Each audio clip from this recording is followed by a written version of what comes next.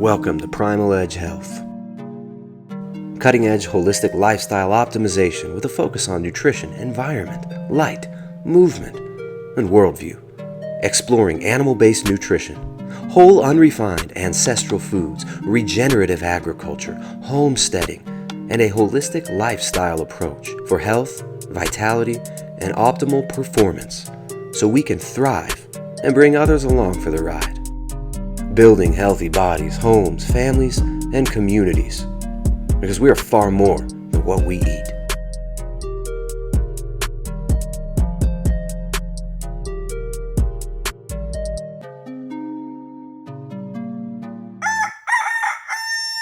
Today's episode is brought to you in part by Ancestral Supplements, putting back in what the modern world has left out. Ancestral Supplements brings you nose-to-tail organ meats like liver, kidney, pancreas, brain, marrow, heart, thymus, thyroid, and more in simple, convenient gel and capsules. Order yours today at ancestralsupplements.com. Now let's get into the meat of this episode of Primal Edge Health.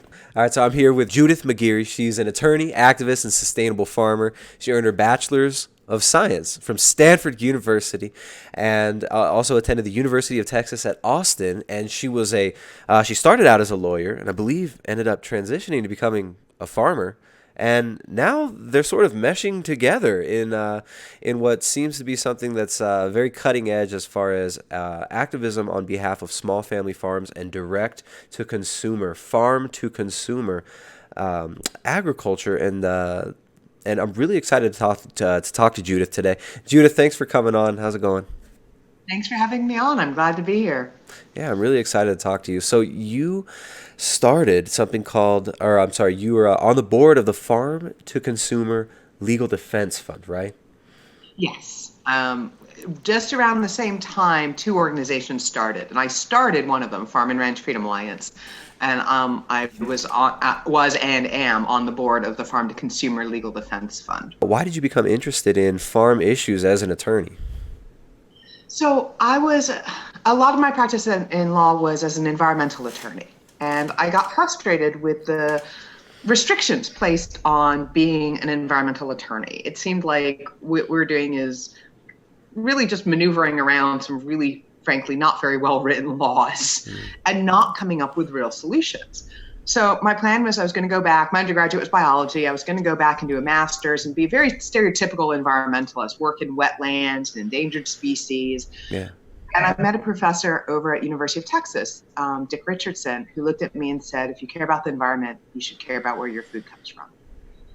And now I think more people are getting that, but this was 20 years ago. Let me date myself a bit. This was 20 years ago, and I was kind of like, I try bioorganic. And he looked at me and he said, you don't know what you're talking about. and he got me reading some really amazing work, Alan Savory's work, Acres USA. And it was this paradigm shift for me where I realized that here was this, we have the ability to raise food in ways that makes it healthier for people, that's good for the environment, that's humane for animals, and that's also, by the way, good for local economies and decentralizing control and rebuilding rural communities. And, the list of benefits just goes on and on and on. And that's really when I just became really passionate about this whole idea of sustainable agriculture because of what it means for the entire community. And you became a farmer yourself. How did that happen? I mean, was that before or after you were in law? So it overlapped. So I was still practicing law, and my husband retired from the Coast Guard, and we had a piece of land. And so I'd been studying this sustainable agriculture work, and we looked at each other and said, why don't we try farming? So that's what he started doing when he retired. So he retired, you started farming, and how did the legal aspect of it come into play? I mean, what was the transition from lawyer, separately farmer, to lawyer involved in farming issues? So I was being a lawyer and farming, and you point out they were completely separate in my life. Right. And we were really doing what I think most people in sustainable agriculture and sort of the local foods community do and think, which is we're doing the right thing. Like, we're raising healthy food. We're doing all the right stuff. Who should care about us? Like, we're not doing anything bad, and we're doing it on an itty bitty tiny scale. Yeah. No one should worry about us. No one should be upset about us. And then along came this USDA plan to require electronic tagging and tracking of every single livestock animal in the country, right down to, someone's backyard chicken. Mm-hmm. And I started reading the documents, and I didn't take it seriously at first. I thought it was some sort of weird internet rumor. It's like a meme, like somebody made this as a joke for the Onion or something. This stuff. I mean, this is stupid. Are you crazy? Like this dystopian joke that somebody made. No, this is real. That literally is. I spent months dismissing this, and then I got hold of the actual government documents because they started implementing it in Texas, where I live. And I went, oh my God, they're serious. They literally want RFID tags, microchips, on every single cow and sheep and goat. And they wanted these 14-digit, internationally unique ID numbers on leg bands of every chicken. Wow. Unless, of course, you were one of the huge feedlots. And if you were Tyson or Cargill, what a surprise. What a surprise. Special rules. These millions of animals in what's called vertically integrated. So you earn them from birth to death. Then you just got to do group ID. And so a barn with 30,000 chickens could get a single ID number. Wow. But somebody who had half a dozen backyard chickens was going to have to do individual name tag, leg bands for each one. How did they try to sell this? Did they even try and sell this? Or they just said, this is how it's got to be. Sorry, guys, we got to figure this out. What's going to happen? They developed these plans. They spent about a decade. We went back and looked through all the documents. They spent about a decade with big agribusiness, the federal government, the state governments, and big technology. Yeah. The companies that were looking at making these microchips, the companies that would run the databases that would hold all of this data. Yeah, and all the data that you're gathering, I mean, that's very, very valuable data. We talk about, how much it's worth, to have something like Facebook and Google. I mean, this is, it's just another example of big tech kind of pushing way, way far with this data analysis and gathering stuff. That's insane. And this was early days. So this is 2005, 2006. Yeah, that's that's when I got out of high school. That's crazy. Yeah, well, I was already a practicing attorney. Again, I'll date myself. And my worlds kind of collided because I was used to dealing with administrative law and dealing with these agencies and agency rulemaking, which is what this was being done as. And no nonprofit was dealing with it. None of the sustainable ag groups were fighting it. And so I ended up taking a leave of absence at the time. Nothing about lobbying. I knew nothing about political advocacy. I thought I could kill this thing in 6 months. I had no idea what I was up against. Yeah, the truth on your side. Like this, this is obvious. Come on, guys. Come on. Everybody's going to be on board. Exactly. And so I took a 6-month leave of absence from my law firm, and I founded the Farm and Ranch Freedom Alliance along with some other farmers and ranchers who were worried about this, and started using my legal experience, I thought, to lobby, and very quickly learned that lobbying and political advocacy is a whole different world. But we ended up putting together a national coalition that USDA withdrew the program. Now they're trying to bring it back. This is actually sadly far too timely. We're in the middle of another fight with USDA over electronic tagging for cattle right now. And what's that? What's the law called that they're trying to push again? Or is it the Farm Bill, or where is this? It's not. They aren't doing it through statutes. They do this through the agencies. So there's an Animal Health Protection Act, but it doesn't talk about this tagging. It doesn't talk about tracking electronically, but it does talk about the agency taking measures to address animal disease. And so the agency takes that and comes up with these huge, elaborate programs. Oh man, that's so sneaky. It's, that seems like we could make it seem like the language suits us. That's crazy. Yeah. Oh, goodness. So the downside is we're back to fighting it again, but we had a major victory. It was supposed to be mandatory. This program was supposed to be completely mandatory on everyone who owned any livestock anywhere in the country by 2009. And instead, because of the grassroots advocacy and the coalition we built, in 2010, USDA withdrew the program. So that was how my worlds collided in a very I had no idea what I was getting into at the time, but I'm glad it did. And when you say that you realized that lobbying was very different than you expected, what did you expect, and how was it different? Well, I was a lawyer, and actually at that point I was a briefing attorney. And so I was used to writing very nice 10 to 40 page briefs, depending on what the case was, that laid out very clearly the facts and the law and put together this very cogent argument. And that's what you went in with.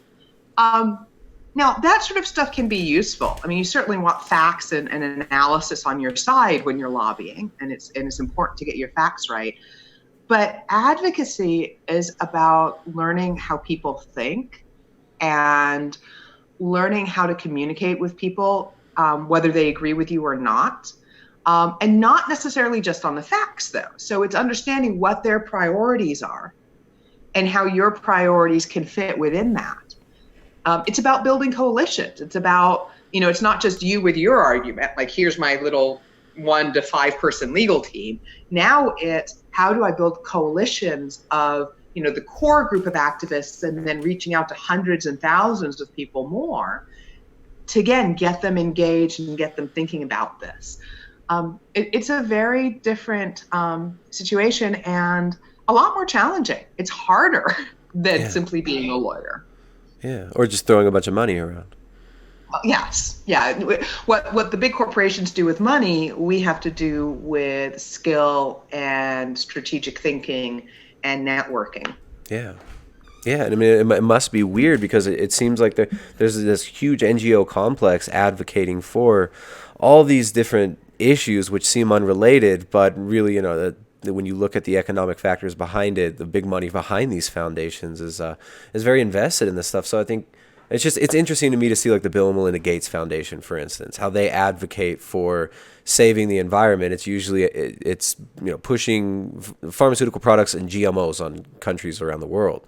That's their model, and this is philanthropy and advocacy, and it's just I think a lot of people have kind of lost faith in the whole NGO thing in general, and they hear about political advocacy and they assume it's going to be, something that's funded by, big ag, big pharma, big tech. They assume it's going to be something like this, but what you're doing, it seems like it's really grassroots. Like, I mean, you guys didn't have a big foundation behind you pushing you a bunch of money for this, did you?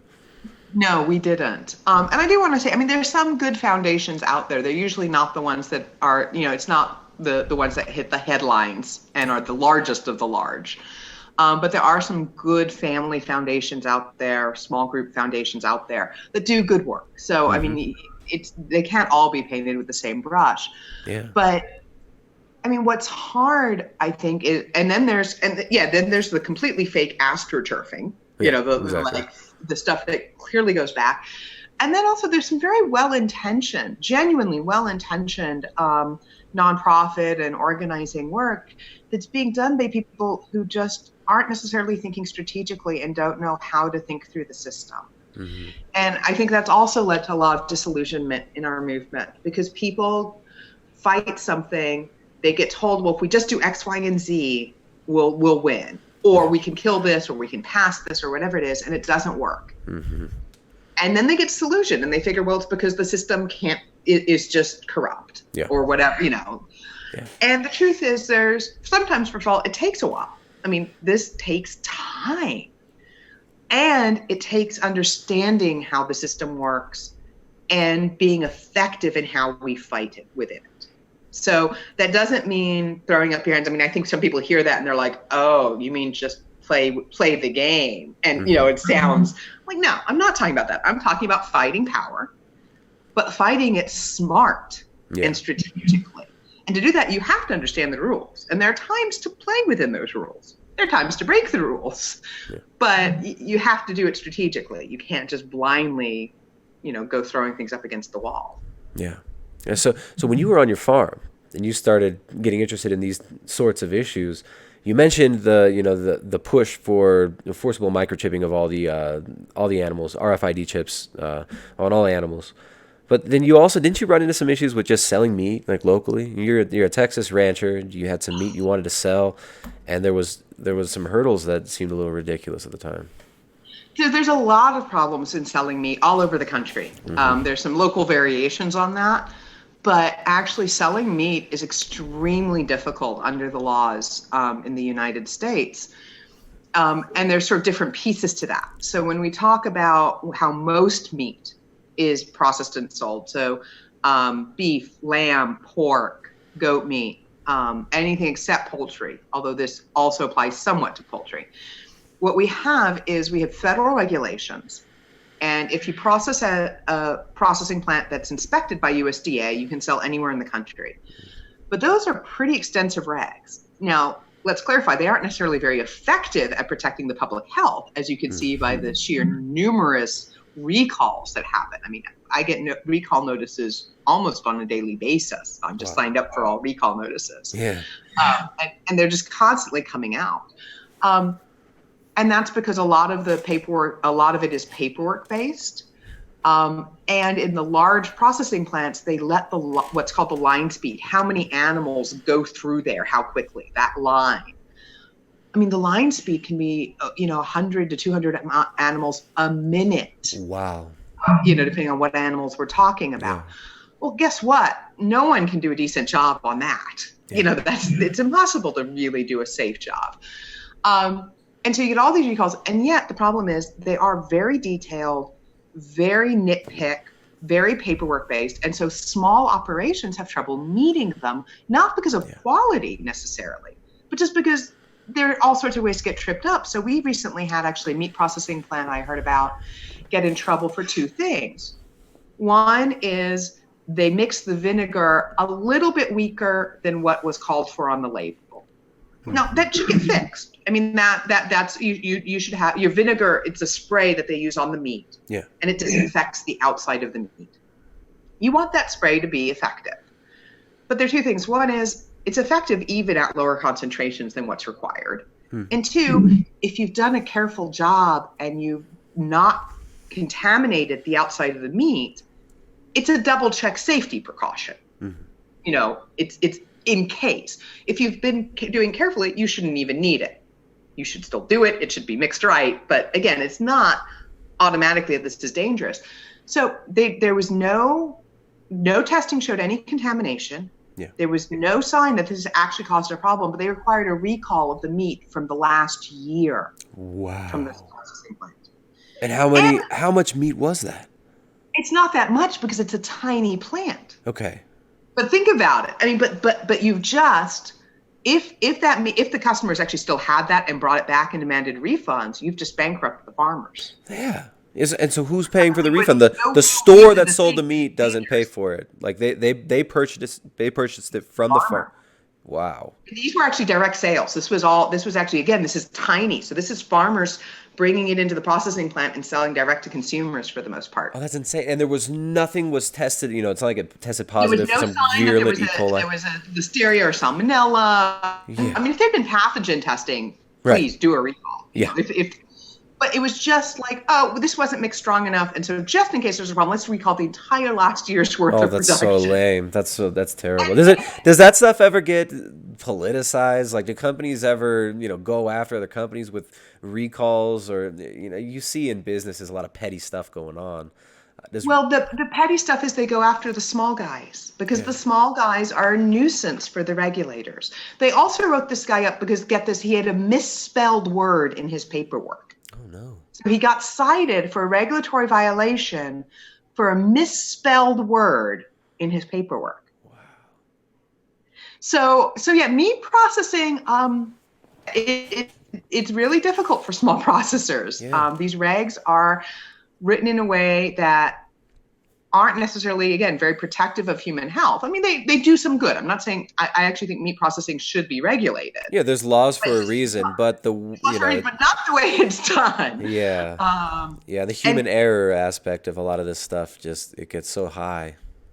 Like a law could be well written, but it just gets implemented poorly.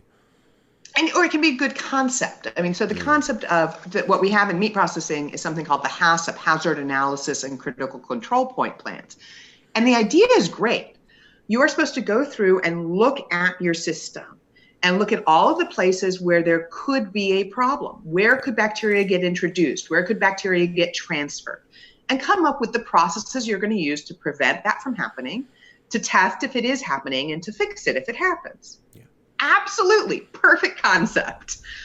But when it turns into a stack of paperwork, that you start criticizing people because they have a misspelled word, and in the large plants, the joke among the larger processors is HACCP actually stands for have a cup of coffee and pray. Because the inspectors will go up to the office and be sitting there drinking their coffee, reviewing the paperwork, while thousands of animals are being processed. Yeah. Yeah. Wow. Yeah, I've talked to a lot of ranchers who've said that they're processing their own meat. They're able to process their own meat, but they can't sell it outside of their state because the only processing facility that's nearby in their town is non-USDA. So they don't have access to those facilities in their area, and that makes it difficult to sell their meat as well. Well, and even so, and there's layers. So the state inspected, what you just referred to, you can only sell within state. Depending where you are, that may be a barrier. It may not be a big deal. It depends. But actually, those state inspected facilities have to meet these exact same standards. Mm-hmm. And we actually have situations in much of this country where the same human being is an inspector for the state inspected facilities as is the USDA. They just literally change their hat and put a different badge on. Oh, nice. I've seen them even use the same email address. They'll send an email about a state inspected plant from their USDA email. They see no difference. Wow. So there's no ability for a state to say, let's come up with standards that really make sense for us. Which might be different depending on the region, right? Exactly. Or let's actually have, let's say, what may be a more stringent standard, but lay off some of the stupid paperwork requirements. Uh-huh. Let's do things that actually, we can see the flaws in the federal regs. Let's do something that may even be even more strict. Mm-hmm. But more substantive as opposed to more paperwork oriented. They can't do that. What is it about this inefficiency? It's like institutionalized in these big bureaucracies. You would laugh if you ever spent, I don't know if you spent time in South America, but the way that the governments work in places like Ecuador, it's really hilarious. And it's kind of, the film Brazil from 1984, Terry Gilliam film. I don't know if you've ever seen that. It's a good movie. I don't know. It's just bureaucracy gone wild, like dystopian bureaucracy. But paperwork everywhere, everything. Nothing's digitized down in South America. It's all actual paperwork. And I'm sure in a lot of agencies in the U.S. it's still maybe similar. But yeah, it just seems like there's so much inefficiency here. Now, what about the fragility of this system? We talked about the inefficiency, how difficult it is to get proper regulation, and maybe there's regional differences in how things could be regulated ideally. But what about the fragility that's built in with our modern processing system and the way that the laws work? So let me insert one more thought and then go to that. But I just don't want to lose. One of the things I wanted to bring up is, so we are working, and this goes back to change takes time. There is a bill in Congress called the Prime Act that would allow states to set their own standards for what we call custom slaughterhouses and allow the meat to be sold in state. So we've been working on trying to get some flexibility back into the system. And people can go to the website and find out about the Prime Act. So I didn't want to leave without sort of pointing at, here's a solution, here's an action point. Yeah, thank you. I'd actually heard about that a few months ago. How's everything going with that? What is the process? What is the Prime Act all about? And how might people be able to help advocate for this if they find they resonate with it? So this is a bill that was introduced by Congressman Massey, who's a conservative Republican out of Kentucky, and Congresswoman Pingree, who's a Democrat out of Maine, both of whom are farmers, as it happens, along with being in Congress. And there's something called custom slaughterhouses, which are neither state nor federally inspected. They have to meet whatever standards the state sets for them. In some states, that's very stringent. In other states, it's not. It varies based on the state. But right now, if you go to what's called a custom slaughterhouse, only the person who owned the animal when it walked in the door can get their meat back. So hunters take their meat to custom slaughterhouses. Small farmers may take their cow and get their beef back and eat it. Or sometimes people do a cow share where they take it in, 2 or 3 people buy a cow, and then they each get that share of the meat back. Which is a great way to buy a lot of meat. Like you can save a lot of money on that. It's a great way to buy a lot of meat. But a lot of people, that's not realistic, or they don't want half a cow. They don't have the freezer space, or they just don't eat that much. And the farmer can't take that meat even to like a local farmer's market. So if a farmer takes a cow into a custom slaughterhouse right now, it's literally marked not for sale on the packages, and he can't go to a farmer's market. What the Prime Act does is it's a bill that, if passed, would allow the states just to make up their own minds about what to do. So they'd be able to set those standards and allow for the sale of that meat within their states. And then we have to go talk to our state legislators. Pingree and Massey have been working on this bill for several sessions, and it's made progress.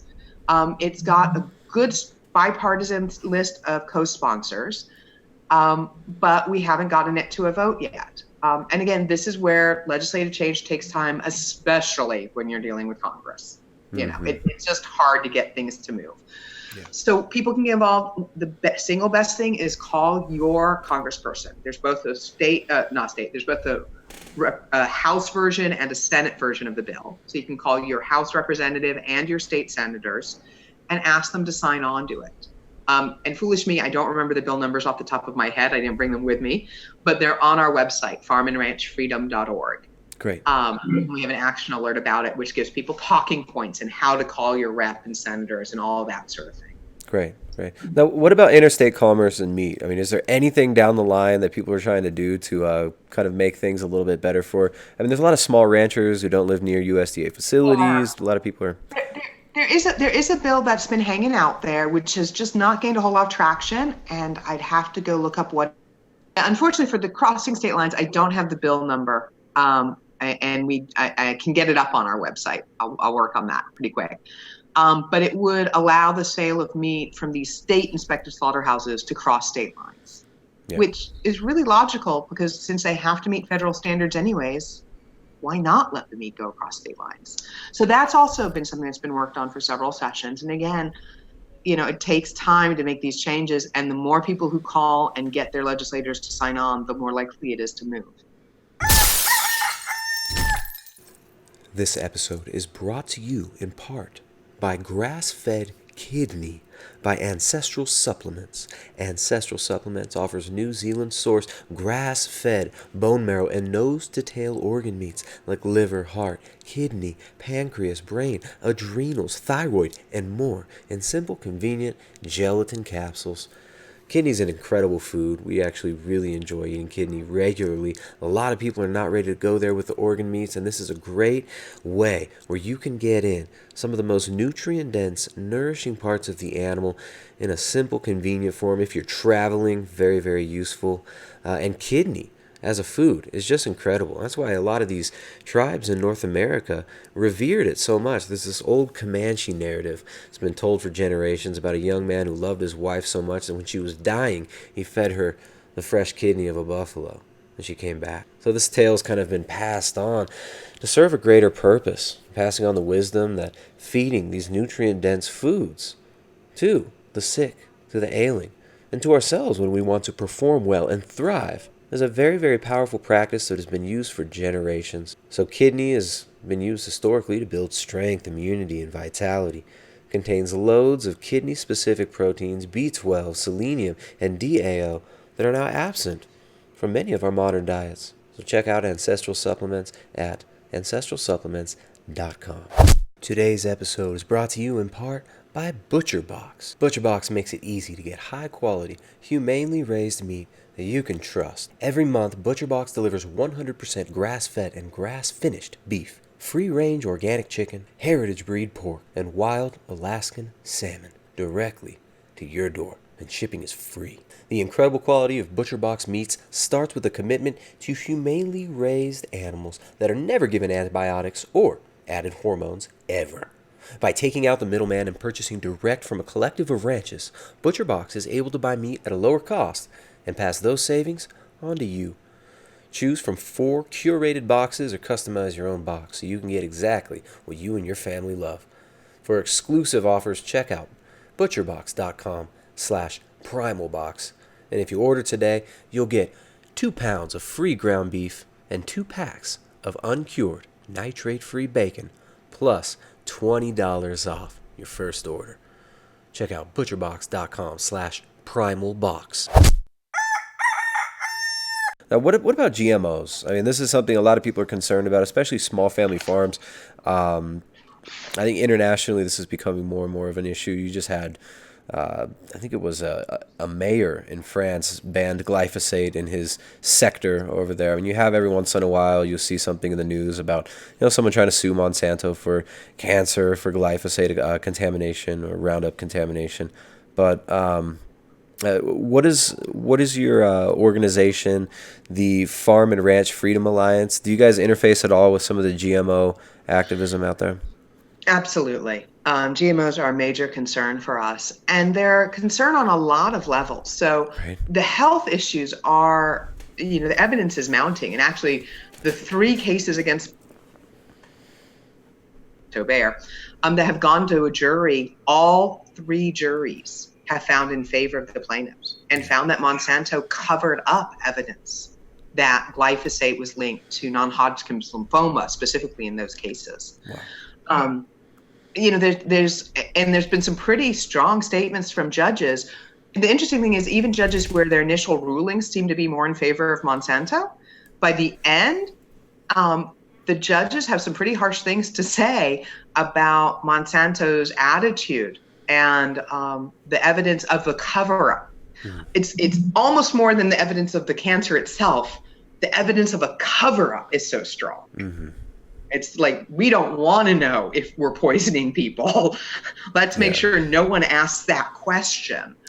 So there's layers. So, I mean, when you're talking about GMOs, you're talking about issues about the actual editing. What sort of proteins are formed in these plants that aren't being studied?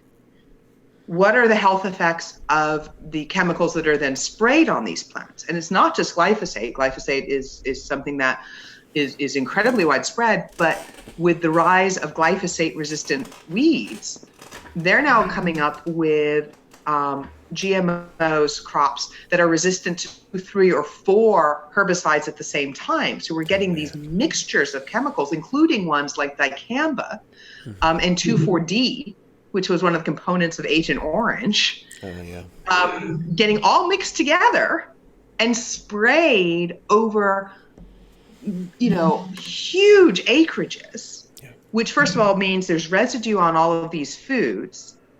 Even after processing, I mean, testing is finding residues of these pesticides on, Cheerios, long down the processing line. Not that anyone should be eating Cheerios, but it's not like these things wash off. It's not like it gets rinsed off somehow.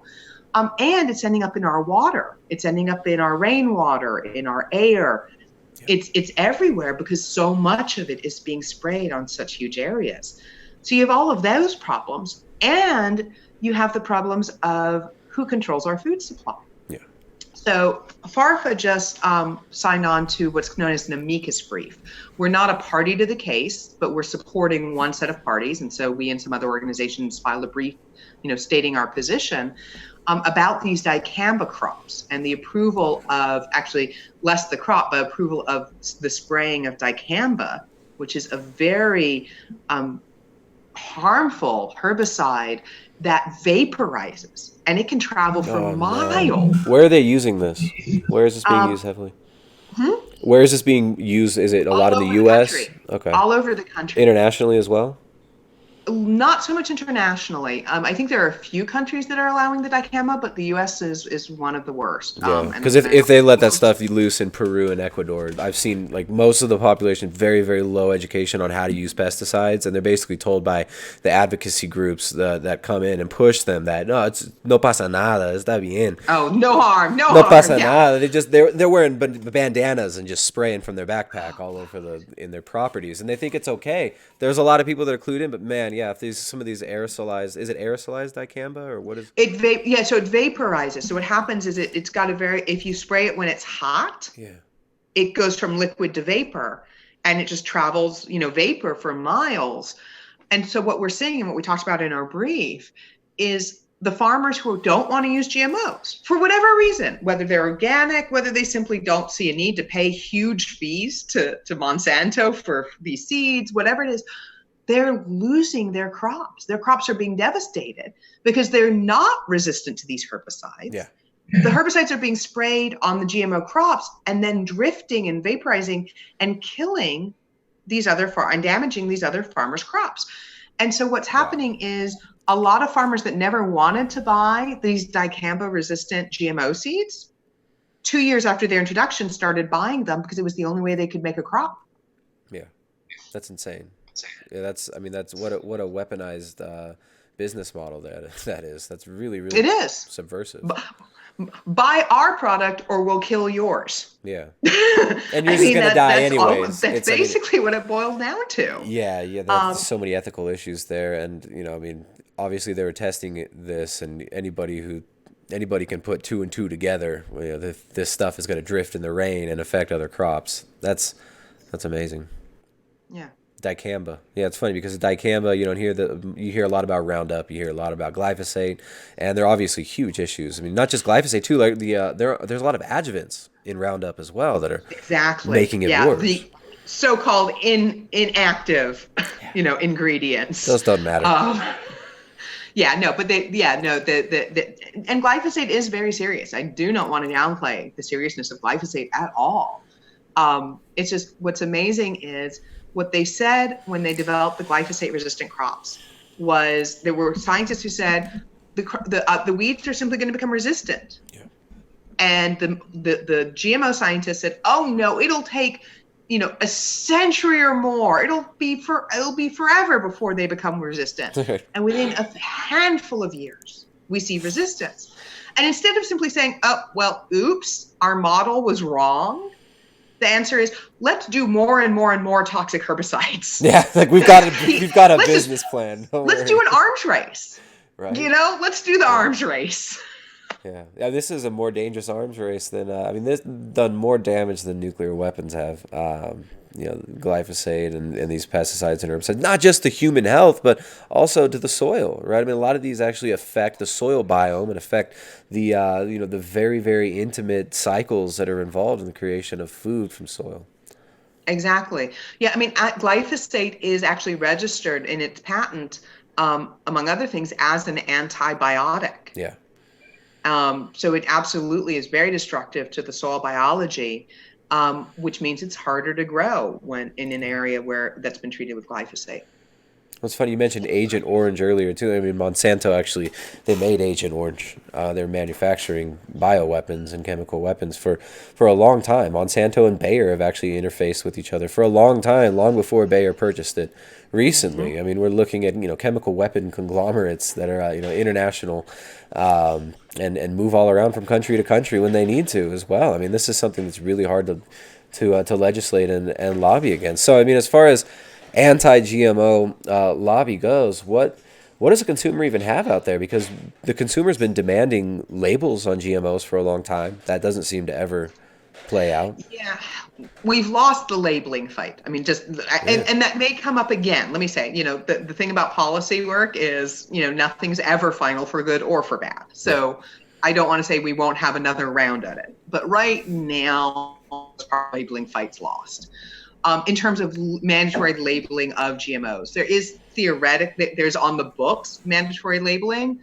It's meaningless. They can do it with QR codes that are only scannable. They've exempted out whole categories. Wow. They've made it meaningless. That's funny. So the thing to do for the consumer at this point, I think there's a couple of avenues. One is as a consumer, buy organic, buy from the non-GMO verified. And by the way, that doesn't just mean the people that claim to be non-GMO. There is a project, the GMO, non-GMO verification project, which has a label. Look for that. Buy local from farmers who are raising non-GMO. So as there's a lot of power in the consumer dollar on that side. And on a policy side, I think that the more effective advocacy, even for people whose primary concern is GMOs, is to look in some ways beyond GMOs and into the underlying issues.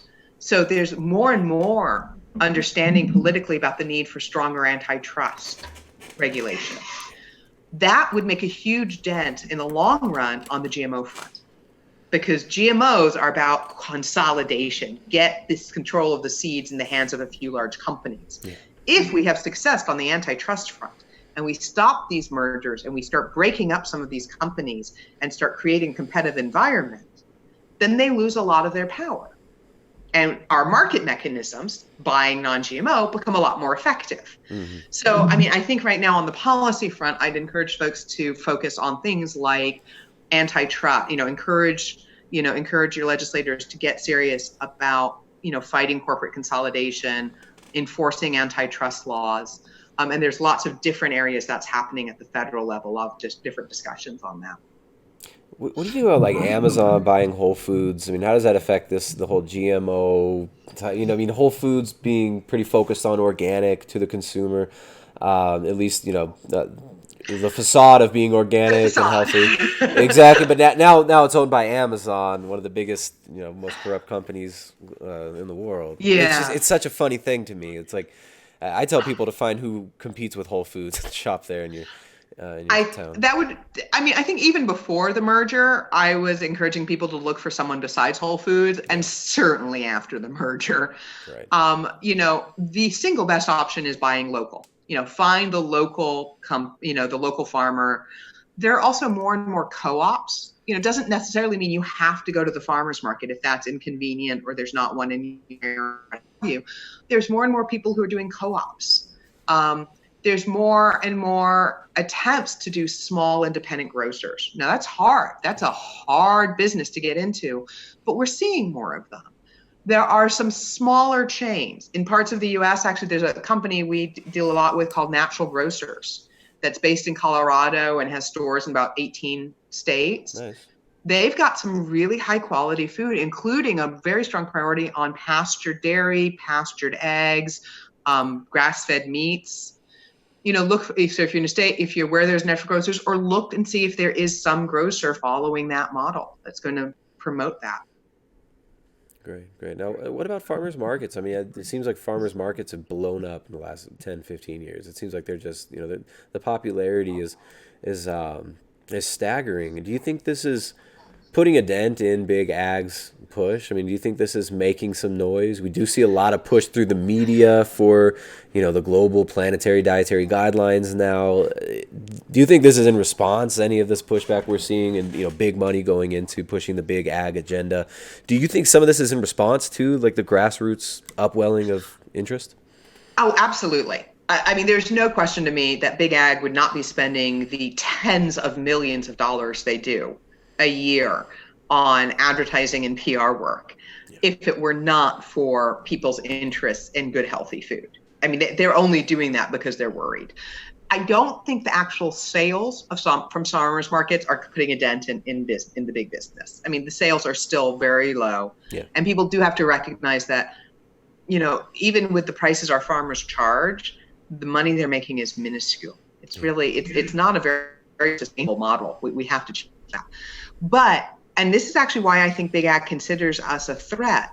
It's less to do with the actual dollars they've lost in sales and more to do with what you just identified, this need for them to start promoting their products, because everyone, even the person who doesn't buy from the farmer's market, but who hears that their friend is buying, hormone-free, antibiotic-free meat and dairy at the market and goes, well, what does that mean about the stuff I'm buying at the grocery store? And then all of a sudden, big ag has to spend all of this money going, oh, don't worry.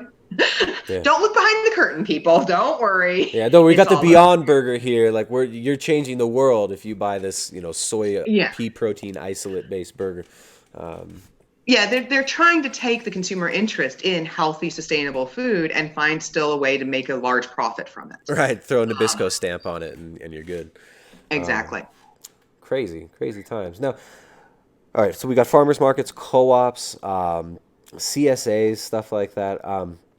It seems like there's so much going on at the grassroots level to push back against this kind of consolidation agenda. But something that interests me right now is you got like CRISPR technology, DNA gene editing technology becoming a major issue. This kind of seems like the GMO thing is very, very quickly going to going to become a little bit more interesting because, and this is like kind of hypothetical, like Philip K. Dick type stuff. But I mean, theoretically, if you were to genetically modify some food source and then ends up genetically modifying proteins in other animals, and you're patenting animals that are GMO, you're patenting plants that are GMO, it's like, do you think we might ever run into a day where it becomes a legal issue, our own genes becoming patented by these corporations? That actually is not science fiction. That is already an issue. Yeah.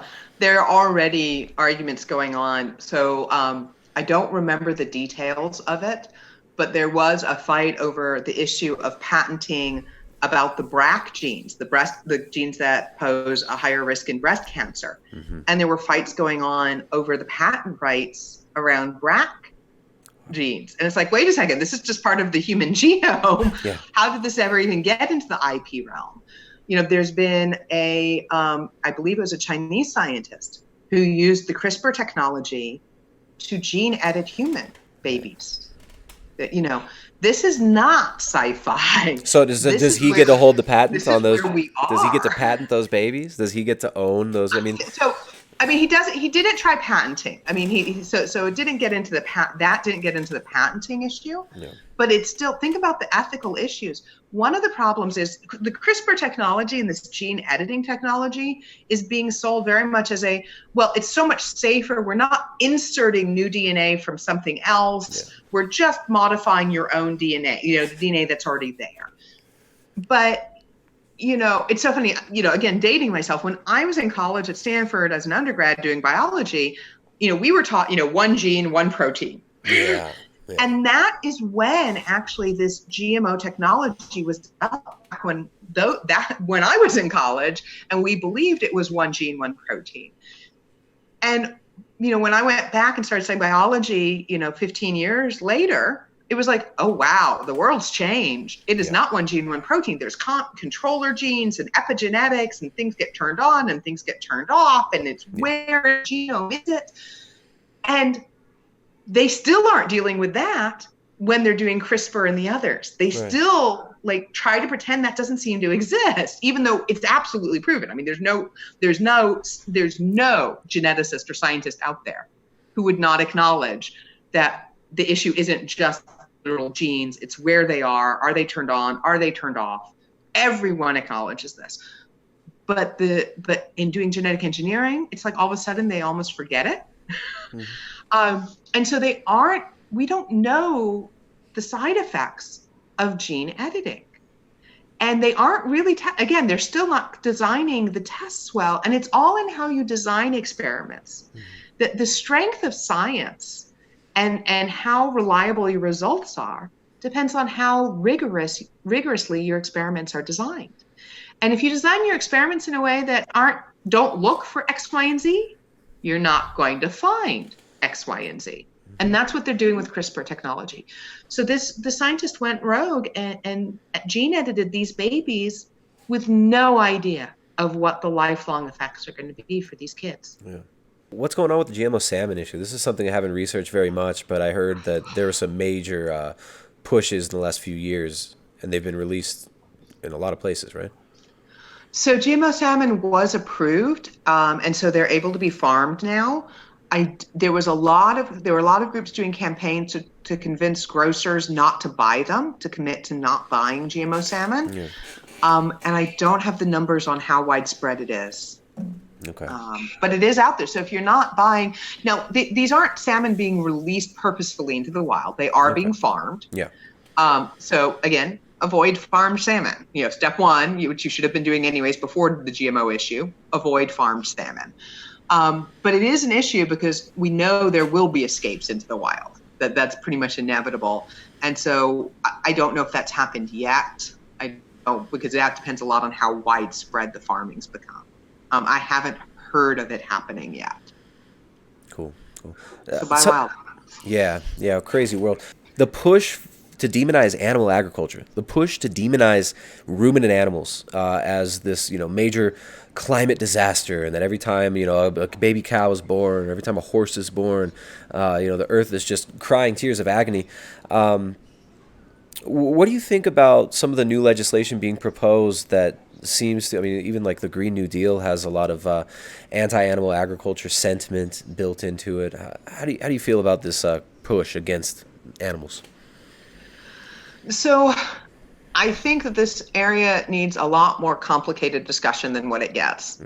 I do think I think that the demonization of animal agriculture is based on really, really bad science, and a lot of political and agendas that have nothing to do with actually trying to find a solution for climate change.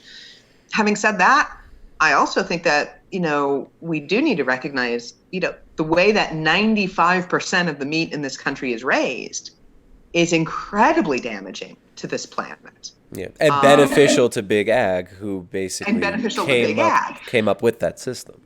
Exactly. Yeah. I mean, this is a disaster. And actually, you asked earlier, I'm going to take this off for 1 second, but You'd asked a question that we didn't get back to because I pulled you off on the fragility of the system. Yeah.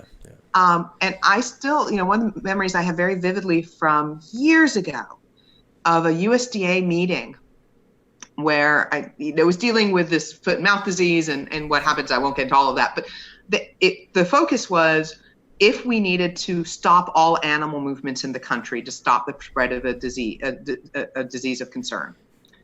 How do we deal with this? What happens? And the guy from the pork industry stood up and gave a presentation to top USDA officials. This was his peeps he's talking to, not our movement.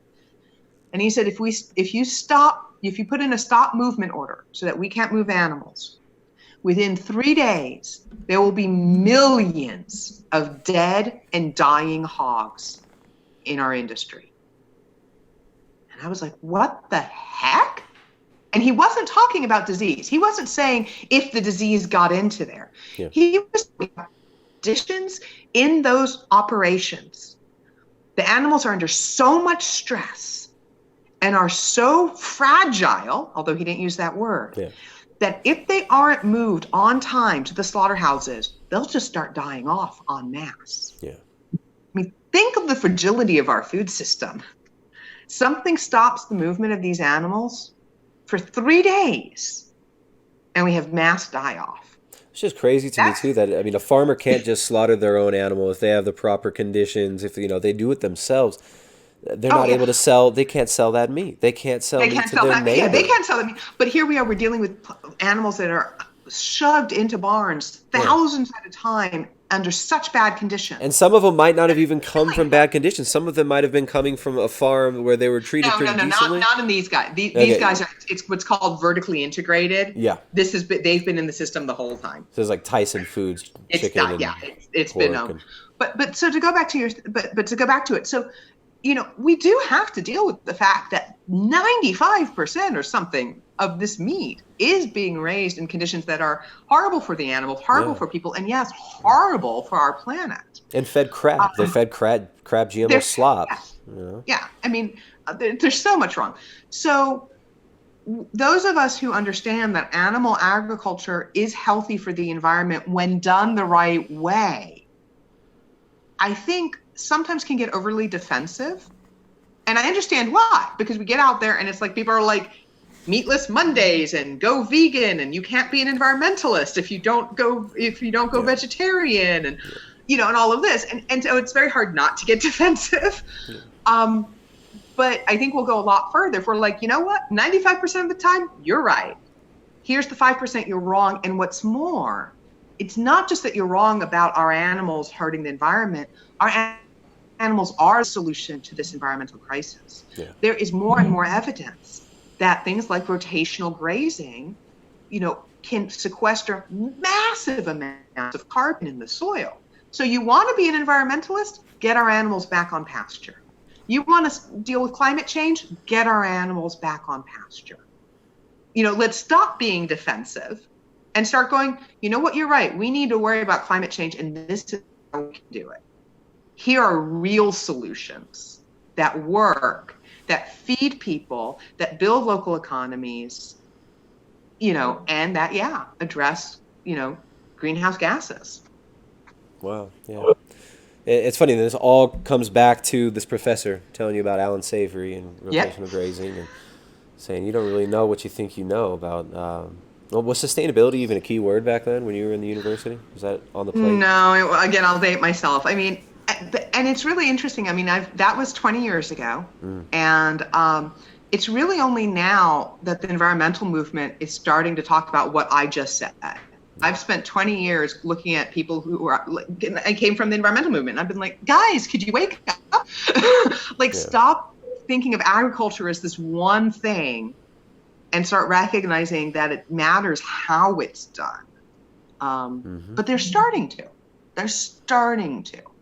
And so this is our chance. Let's take advantage of that. Let's use that opening and make some headway finally. Yeah. Yeah, well said. So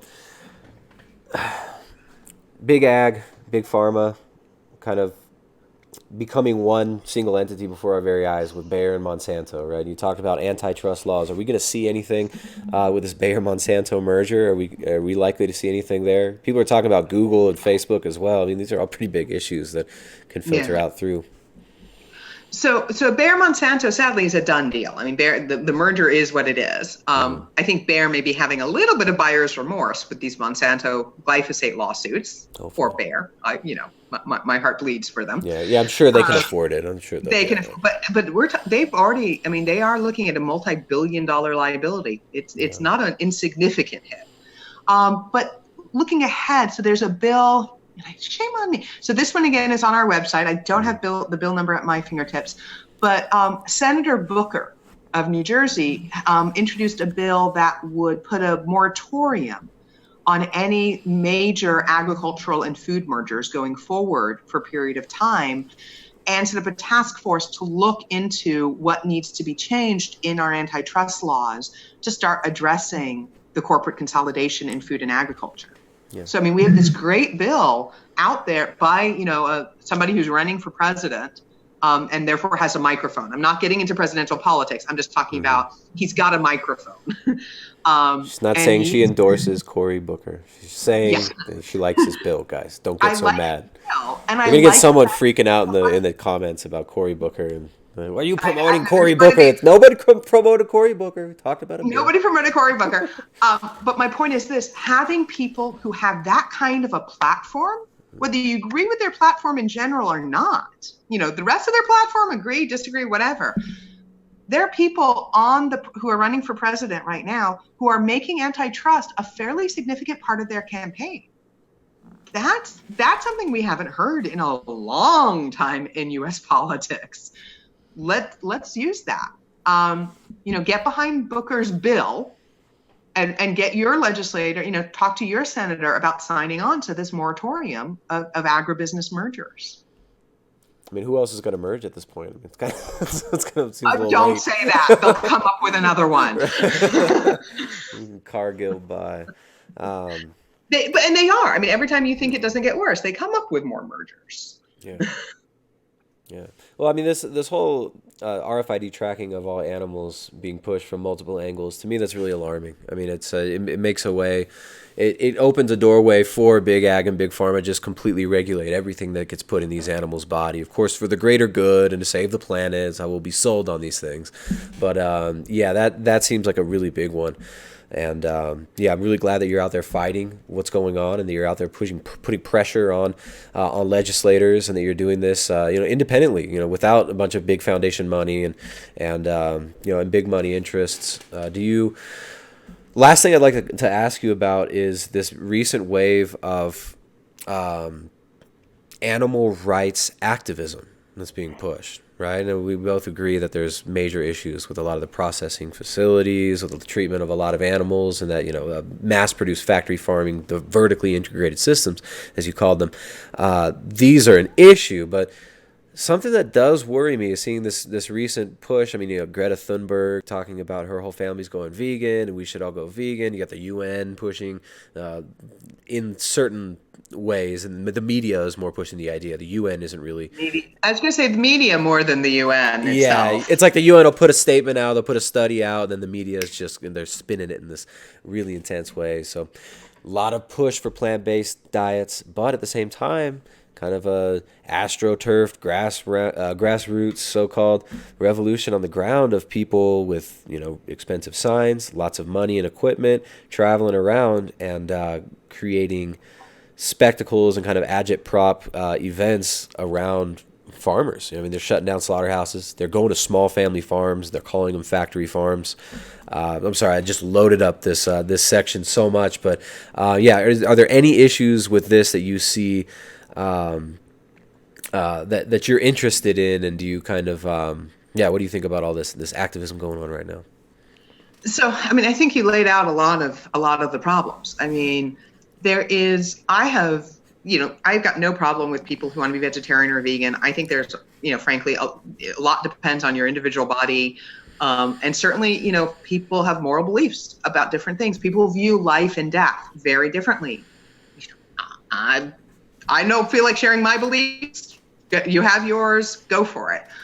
The problem is when it becomes to the degree that they expect everyone to follow the same thing. And I think part of what you were tying together is you have different forces. You have people who are pushing this because they have a moral belief about it.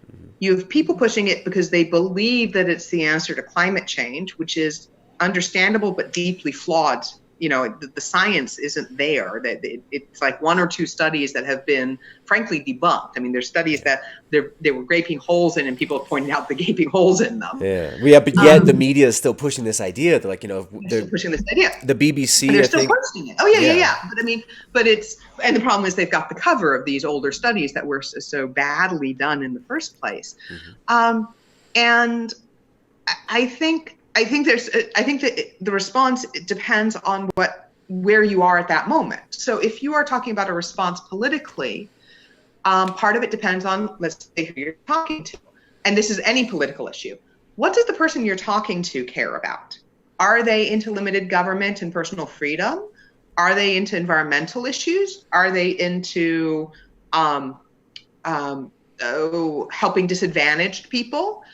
Because, by the way, any of those, you can talk about why we shouldn't be pushing a vegan as a law, a regulation, a policy. Policy, exactly. Planetary dietary guidelines is what we're being told are necessary. Against individuals being vegan, but talking about it as a policy. Right, but it's like, it's weird. I'm hearing this like propaganda for literally global corporate control, global dietary guidelines to save the planet. And it's, the people behind this, it's like Nestle, Cargill, Syngenta. People clearly have shown they care about the planet. Right. It's like big DuPont and of course Google as well. Like, I'm going to put this up on YouTube, and Google is a big player in this stuff too. So it seems to me like there is the beginning formation stage of like a really big attempted global revolution in the food production, and it's towards vertical integration. Yeah. So if you're talking to someone who is not into, who's anti-corporate control, who talks about the 1%, then bring up what you just were talking about. Talk about like, look, folks, this is crazy. This is not the solution. Whether to them or to people, for instance, who are worried about lower food income access or food access for lower income people, disadvantaged communities, food deserts, healthy, low price protein, backyard chickens. Exactly. Honestly, things like this. Animal protein, I'm not talking about cheap conventional crap. Yeah, we're not talking about Tyson Foods chickens or, Not Tyson Foods. But I'm talking, you want to bring back high quality protein into people's diets cheaply. Decentralize our food system and encourage really small scale animal agriculture. Yeah. Heifer International does beautiful work on this. It's a nonprofit that helps people all over the world, including the US and all over, buy chickens and small ruminants, whatever's appropriate for their environment and their community. Yeah. And it's one of the best ways for economic independence and food independence. So, there's all sorts of, think about why this person is pushing it and respond. And that's true whether if it's an individual you're just talking to or a legislator or a politician you're talking to. Think about what's motivating them to have bought into this vegan propaganda. And again, the propaganda that's the solution for the world. Right, right. And address that. Understand why they're doing it and address it, because we have good we have good counters to all of it. We do. That's the thing. The arguments are the truth is on our side with this. I mean, it becomes abundantly clear to these people. I mean, you'll see some of the, it's funny, you watch these vegan YouTube channels and there'll be a guy who's protesting McDonald's and doing a march and, bringing in signs that say meat is murder. And then a few months later, the same guy's eating at McDonald's because they have a McVegan burger and he's talking about how great it is. It's just, you're pointing out some of the blatant hypocrisy. I mean, it becomes so obvious to us, but it's crazy. There's a wonderful book. I think the author's name is Lauren Keith, and it's The Vegetarian Myth. I think that's it. It's been a long time since I read it. Lear Keith, yeah. But I loved it because she wrote it as somebody who had been a vegetarian, and she talks about, and I came from background. I mean, I actually became an environmentalist sort of out of being an animal welfare person as a kid and a teenager. Yeah. This is my background. My husband and I honestly, genuinely are some of the worst freaking bleeding hearts. Come to our farm and check out the number of, animals that are here on pensions, basically. But, this idea that somehow a non-animal based agriculture is the best thing for animals is actually wrong too. If you ever watch, when we see a combine go through the fields here, it may not be as visible as watching a cow walk into a slaughterhouse, but there is a lot of blood involved. The birds, the mice, the gophers, you may not be eating their physical cells, but if you eat grain, animals died for that. Well, also, I mean, the guys go out with rifles.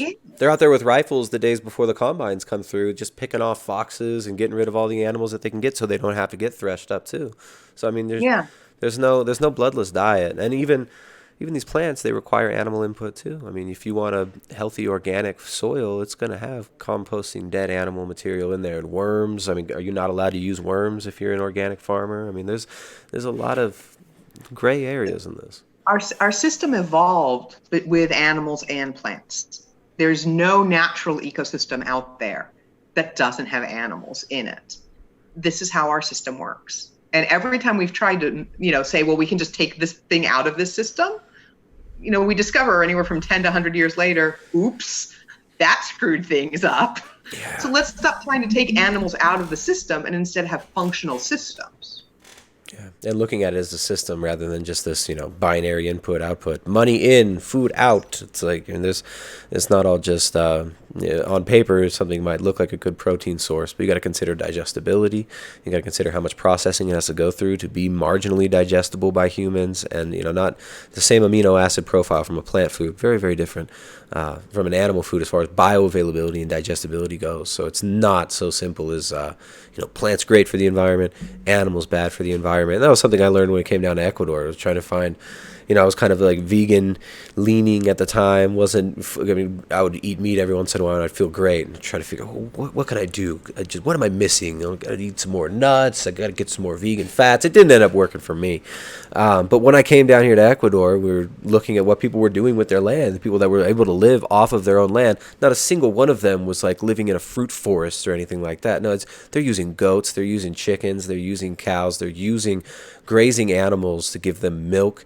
They're using eggs. I mean, these are the most easily producible protein fat sources that require no processing at all that any family can be involved in the production of. And that's why I think we're seeing the kind of plant-based diet, the interest in veganism, vegetarianism, the emotional aspect of that is getting dragged in, and you're being used to astroturf a revolution, a fake revolution on behalf of the same people who created the GMO revolution and destroyed family farms in the first place. Now they're looking at you and saying, oh, those people are the issue.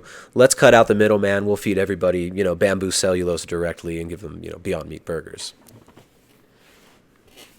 I think that's a great summary of the situation.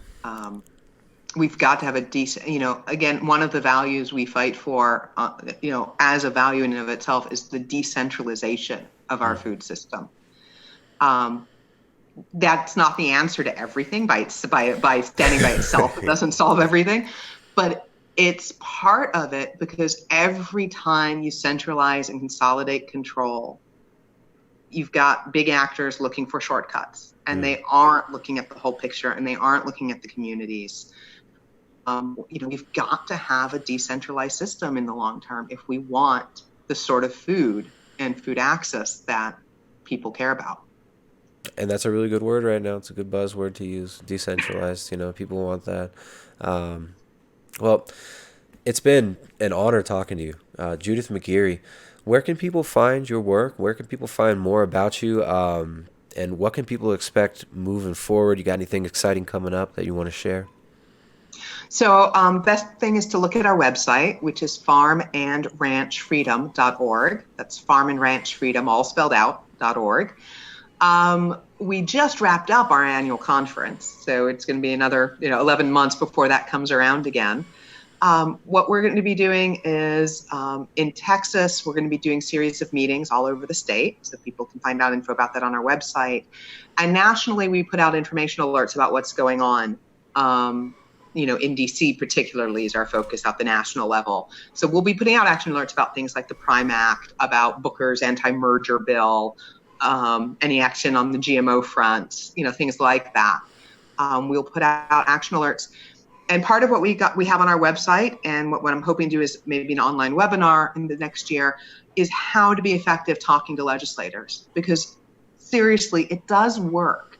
People are really disillusioned with the system, and there are good reasons. I mean, and I've gotten I've gotten run over more than once. It happens. Yeah. But I've also really seen legislators respond when constituents take the time to genuinely engage them. And there's some really simple, basic ways to do it that are effective. And so we've got some of that up on our website, and we're going to hopefully do a webinar in this next few months on that. And I encourage people to get re-engaged with the system if you've stepped away from it. All right. Judith McGeary, thank you so much for coming on. Really appreciate it.